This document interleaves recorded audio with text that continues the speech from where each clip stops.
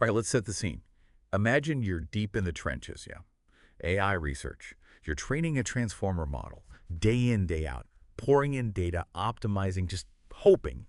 And then that gnawing feeling starts. It's struggling, in the deep layers. That crisp, token-level information. It just sort of fades, gone. It's like the model has memory loss, right? Right there in its most crucial processing stages. You start seeing over-smoothing set in, like a blur, where there should be real clarity. You're pulling all-nighters, staring at lines of code, thinking, okay, hidden residuals aren't enough. They just aren't. There has to be something more. Then, bam, that aha moment hits you. You start really looking at the value vectors, and suddenly it's crystal clear. The first layer's value, let's call V1, That's your raw, unfused, like original token sense. Pure stuff. But as you go deeper, layer after layer, your VN, it just drowns in abstract noise. It gets totally diluted by all that processing. You think, what if we just built a bridge? Like a direct bridge, a literal shortcut. So you decide, okay, your new VMon prime will be a mix. A little bit of that pure, crisp V1 right from the start, and a bit of VN from where you are now. Sketch it out, maybe on a napkin, who knows? You call it ResFormer, and then you start training it. 20 billion tokens, huge models, 82 million, 180 million, 468 million parameters. And you see it happening. It matches the standard transformer's loss, but with 16.11% fewer parameters. That's huge. It needs, 20.3% less data to hit the same performance mark?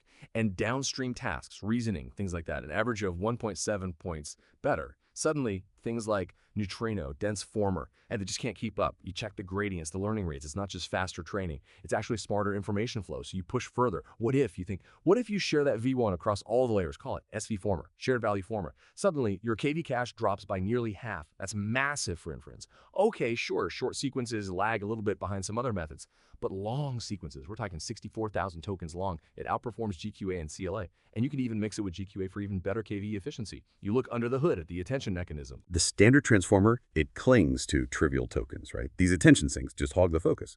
But ResFormer, it spreads the focus out, keeps the value norm steady. You see that the later layers actually seem to crave more of that original V1, and the model, your model, learns to give it just that. No more oversmoothing, no more diluted tokens. It's fixed. Then someone inevitably says, it's just residual tricks, nothing new. Oh, but you show them the ablations. You point out it's the value, not the query, not the key. Only the value connection works as well. And it has to be V1, that very first layer's value, not V2 or anything later. The first layer is the key. They might say, it's small games. You point to the 1.6 billion parameter scale, trained on 200 billion tokens. It keeps getting better as you scale. And then you realize, wow, you didn't just tweak a transformer. You actually fixed how it remembers. The shallow layers and the deep layers can finally talk properly. No more lost token stories buried deep in the network. You didn't just build a slightly better model. You built a channel, a direct line between the start and the end of every single sequence it sees. Okay, so that aha moment, that whole journey, that realization that there might be a better way to tackle this really fundamental problem in transformer architecture that is precisely what we're diving into today. This deep dive is all about two, pretty groundbreaking new approaches, ResFormer and its clever variant, SVFormer, straight from the latest research. Our mission really is to peel back the layers here, understand the critical problem they're actually solving, how they work under the hood, and importantly, what these innovations might mean for the future of large language models. We're drawing from their research paper, related studies too, basically to give you a shortcut to being truly well-informed on this without getting totally lost in the weeds. Okay, so let's start with that foundational challenge, the thing these new architectures are really trying to fix. While transformers, Vaswani et al., 2017, are incredibly successful, a core problem in any deep neural network, especially these complex ones, is the effectiveness of information propagation.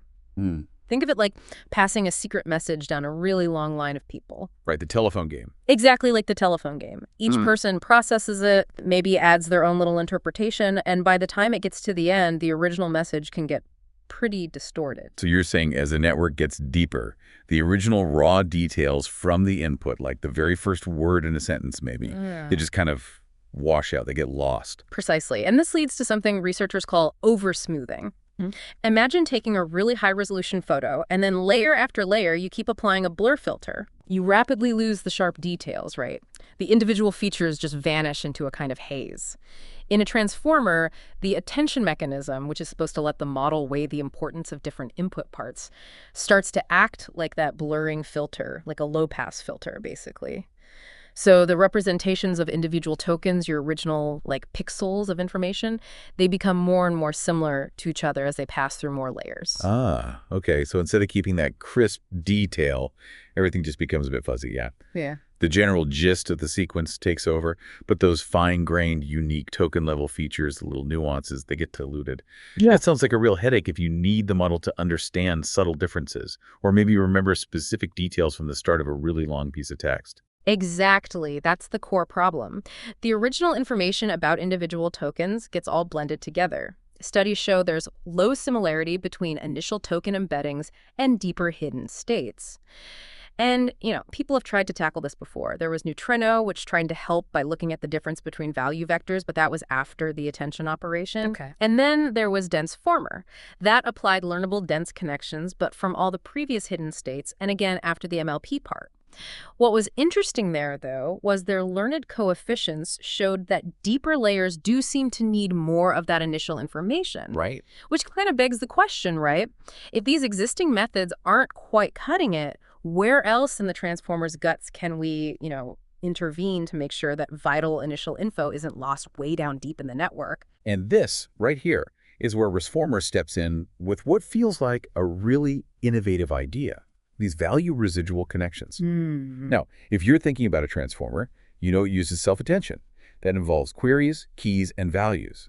Think of queries as what I'm looking for, keys are like what I have, and values. Well, values are the actual information content being passed around what the model is actually focusing on. Yeah, the substance. Exactly, the substance. So traditionally, residual connections skip layers with hidden states, the overall representation. But ResFormer does something different. It makes a very specific direct connection between the value vectors of the current layer and the value vectors way back from the first layer, that V1, and it does this before the attention calculation even happens. It's like installing a fresh, undiluted pipeline, carrying that original information right to the deeper layers. And what's really ingenious here, I think, is the hypothesis behind this design. By connecting the values directly, the researchers believed it would have less impact on modeling attention distributions for sequence-level semantic information in higher layers. Okay. And that it would complement the original hidden state residual. So in simpler terms, it's about preserving that raw token-level info without messing up the layer's main job of abstract reasoning. Right. It's making sure that the initial local data values are always available, like a crucial, undiluted reference point, even as the network is busy processing more abstract concepts deeper down. And the results, practically speaking, are pretty striking. Yeah. This isn't just some theoretical nice idea. ResFormer achieves equivalent performance, same level of quality, with an impressive 16.11% fewer model parameters. Which is significant. Yeah. And it needs 20.3% less training data compared to a standard vanilla transformer. Just think about what that means for accessibility for resources. In this incredibly compute-heavy world of LLMs, gains like these aren't just marginal improvements. They could potentially, democratize access to training really powerful models, make them way more efficient to deploy at scale. And it does all this while maintaining similar memory usage and computational costs during training. It's not trading one cost for another, really. That's exactly right. And beyond just the efficiency, it actually delivers a performance boost too. On key reasoning tasks, things like HelloSwag, OpenBooka, Wino Grande, the learnable version of ResFormer shows a 1.7-point average accuracy improvement over the basic transformer. That's not trivial. No, definitely not. And importantly, this isn't just something that works on smaller test models. These improvements are consistent even at larger training scales. They showed it working well with a 1.6 billion parameter model trained on a massive 200 billion tokens. Plus, it demonstrated greater robustness. It performed consistently well even when they varied certain internal tuning parameters, which is always a good sign of a stable and reliable architecture. So how did they figure out that this specific connection, the value residual, was the magic ingredient? They didn't just stumble on this, right? They must have tested other things. Oh, absolutely. They ran extensive ablation studies. That means they systematically removed or changed parts of the model to see what effect each component had. They carefully tested different connection points to really understand the why. Then what did they find? This is where the research gets really compelling. They rigorously tested all sorts of connections and found this crucial insight. Only a direct link originating from the initial layer's value, that V1, yielded significant performance improvements. If they tried connecting from later layers like V2 or V3, the benefit was minimal, or sometimes it even degraded performance. Wow. So it really highlights the unique importance of that pristine, unfused token information right from the very start. Precisely. And they also compared adding these value residuals to just adding more standard hidden state residuals from the initial hidden state, age 0. The value residuals offered superior improvements. The thinking is that those hidden states, even the initial ones, can get diluted by subsequent information pretty quickly, or they might disrupt the attention distributions more. The value stream is cleaner somehow. And what's more, they specifically found that only value residual connections consistently helped. They tried adding residuals to the query vectors or the key vectors or even to the attention matrix itself, and it showed either no improvement or actually made things worse. So it really is about the value stream, that information content. Exactly. That's what truly benefits from this direct boost. And interestingly, they observed that in deeper models, say an 8-layer model, connecting to the 7th layer yields the most significant improvement. When they applied it to multiple layers, connections to layers 6 to 8 showed the greatest benefit. So the final few layers are the ones that need it most. It really suggests that the model's final few layers benefit most from the first layer's value information. It's like those deeper layers are the ones most starved for that initial crisp input by the time the signal gets there. That's a fantastic insight into the network's internal dynamics. Okay, so stepping back a bit, how does ResFormer actually achieve this? Like under the hood, what's physically happening differently that makes it so effective? Well, think about similarity. In a standard transformer, the value vector from the first layer, V1, tends to have pretty low similarity with the value vectors in much deeper layers. That's your over-smoothing in action, right? Things become different. Right, they drift apart. But ResFormer, with these new connections, actively, quote, maintains high similarity between the first layer's value and the post-residual values in subsequent layers. This means those later layers are constantly learning the value residual, effectively keeping that initial information alive, accessible, and properly integrated into their ongoing processing. It's always there as a reference. And they also found, didn't they, that ResFormer's hidden states have higher information density. What's that actually mean? Yeah, essentially it means they're able to pack more unique and useful information into each representation. You need more principal components to explain the variance, suggesting richer, less collapsed internal states. Okay, so less redundancy, more distinct information. Exactly. And its attention modules, rather than the feed-forward MLP parts, end up contributing more significantly to each layer's hidden states. That's a bit of a shift from how vanilla transformers often balance the contribution between attention and the MLP. And this connects to a particularly impactful finding. ResFormer significantly mitigates attention sinks. Ah, the attention sinks. Right. Where the model gets stuck focusing on unimportant stuff. Precisely. In traditional transformers, the attention mechanism can sometimes get stuck focusing disproportionately on less meaningful tokens, like the special CLS or PAD tokens often used. These are attention sinks, basically diverting processing power and focus to trivial elements of the input. ResFormer, however, achieves a more uniform distribution of token importance across all the tokens in the sequence. It effectively reduces this problematic concentration on low semantic tokens. How? By forcing that connection back to the original value, V1, the model seems to learn to distribute its attention more effectively across the things that actually matter, minimizing that wasted focus and subsequent information loss. Okay, so just to be absolutely clear, because this question always comes up, is ResFormer just like speeding up the training process somehow, making it converge faster? Or is it genuinely a fundamentally better model in terms of how it processes information? Sometimes these architectural shortcuts just accelerate convergence, right? That's a critical question and a very valid one. The researchers were clearly aware of this possibility and they tested it rigorously. They looked at ResFormer's performance across a whole range of different learning rates. Oh, okay. And they found that it significantly outperforms the vanilla transformer across all the tested rates, not just at some optimal setting that happens to make training faster. So it's robust. Exactly. This really demonstrates it's not just an optimization trick for faster training. It points towards a smarter, more effective flow of information within the model itself. The performance gains seem to be fundamental, a genuine improvement in how the model processes and retains information throughout its depth. All right, let's switch gears slightly. Still very much in this realm of efficiency and practical application, though. Let's talk about SVFormer. This one tackles what is frankly a massive bottleneck for deploying large language models, especially when you're dealing with really long sequences. The dreaded KV cache size during inference. Oh yeah, the KV cache nightmare. Right. When a transformer generates text, token by token, it needs to remember all the keys and values from the tokens it has already processed or seen in the prompt. This KV cache can just balloon, eating up huge amounts of GPU memory and making it prohibitively expensive, sometimes impossible, to run models with very long contexts. So, building directly on the insights they gained from ResFormer, SVFormer takes an even bolder, maybe more radical step. Instead of each layer calculating and storing its own set of value vectors, SVFormer proposes that all layers share a single value state. All layers? All layers after the first. Specifically, they share the value embedding from the very first layer, that same crucial V1. Wow. This is incredibly ingenious from an efficiency standpoint. It means that for all layers n greater than or equal to 2, the attention output is simply computed by multiplying the attention matrix of the current layer n by that single shared V1. That sounds like it was slash memory usage. What's the practical benefit there in numbers? The benefit is immense. It only requires computing and storing the value vectors for the first layer.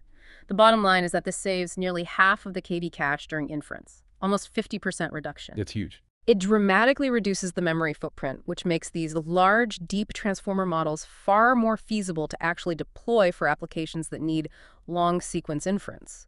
And it's different from some other KV-efficient methods like, say, multi-query attention or grouped query attention, GQA, which often share both keys and values or group them. SVFormer specifically decouples the value from the attention operation, and the researchers found evidence that sharing value seems to have less negative impact compared with sharing keys. That's a crucial distinction. Sharing the what might be less detrimental than sharing the where to look. Okay, so nearly a 50% cut in KV cache. That is genuinely massive for deployment, especially for edge devices or just fitting bigger models into existing hardware. What are the trade-offs? Because there's always a trade-off, right? Nothing's completely free. You're absolutely right. There usually is. For this really significant cache reduction, SVFormer does require a bit of an increase in model size, about a 12.2% increase in parameters to achieve the same validation loss as Transformer. Okay, so a slightly larger model footprint in exchange for much, much lower memory consumption during inference. That seems like a potentially very good trade for many applications. Exactly. But the other interesting part is how its performance scales with sequence length. This is key. SVFormer performs better when the training sequence length is longer. So at very long sequences, they tested up to 64,000 tokens. It actually outperforms other efficient attention methods like CLA and GQA in terms of perplexity. However, for shorter sequences, maybe around 2,048 tokens, it might underperform something like GQA. So its real strength, its sweet spot, is in those incredibly long context scenarios where KV cache becomes the main bottleneck anyway. Precisely. That's where it really shines. That's a fascinating specialization. It really spotlights his potential niche for processing documents, long conversations, maybe even code bases. Yeah. And can it, play nicely with other optimizations we're seeing? Can you stack these things? Yes, absolutely. The paper shows it can be used concurrently with GQA to enhance KV efficiency further, so you can combine strategies. And the research also indicates it seems to benefit more from smaller learning rates during training, and importantly, it's not architecture sensitive. This means its core idea, sharing V1, could likely be applied broadly across different transformer variants, not just the specific one they tested. It seems like a versatile tool for tackling that specific and increasingly critical KV cache challenge. So when we kind of synthesize the practical implications of both ResFormer and SVFormer, several really key benefits for the future of AI start to emerge, I think. First, ResFormer's ability to hit strong performance with fewer parameters and less training data, that's profound. This isn't just about incremental efficiency gains. It could significantly lower the barrier to entry for training really powerful models.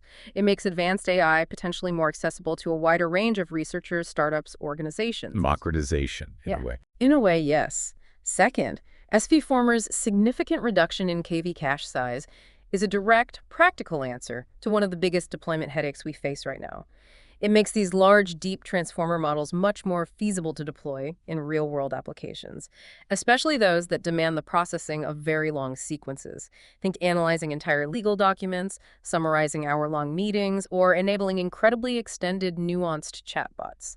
And maybe most fundamentally, the core annotation of value residuals, which underpins both models, leads to better propagation of initial token-level information. This could ultimately result in models that understand and generate text with greater nuance, greater detail, retaining those fine-grained insights across vast amounts of context. It really does feel like a leap forward on several fronts. But, as with all genuinely groundbreaking research, there are always areas for more exploration, right? Limitations or next step. For sure. The researchers themselves noted that while the learnable ResFormer performed exceptionally well, there still may be some potential to refine how it automatically learns its optimal internal settings, the lambda values. This suggests that further refinement of initialization strategies and learning algorithms may be necessary to squeeze even more potential out of this value residual approach. Always more tweaking to do. Always more tweaking. And crucially, they mentioned that due to computational constraints, they were unable to conduct experimental validation on larger scale models. So while we've seen impressive results on pretty large models already, like 1.6 billion parameters, the true upper limit of these innovations, how well they scale to, say, 100 billion or a trillion parameters, might still be waiting to be unlocked as compute becomes even more powerful or efficient. Exactly. It really highlights that even with these incredible breakthroughs, the journey of AI research is absolutely ongoing. There are always new optimizations, new understandings constantly emerging. Yeah, and this whole deep dive, I think, really shows us that sometimes the biggest breakthroughs aren't necessarily about inventing entirely new, massively complex systems from scratch. Sometimes it's about deeply understanding and then intelligently improving the fundamental channels of information flow within the powerful systems we already have. The core idea here that we might have fixed how a transformer remembers, how it holds on to critical initial details simply by creating a clearer, more direct channel, a value pipe, between the very beginning and the very end of every sequence it sees. That really makes you pause and think, doesn't it, about how we design these intelligent systems. It leaves you wondering, what other fundamental information flow problems are maybe hidden there in plain sight, inside our current architectures, just waiting for a similarly simple, elegant solution, like a value residual connection?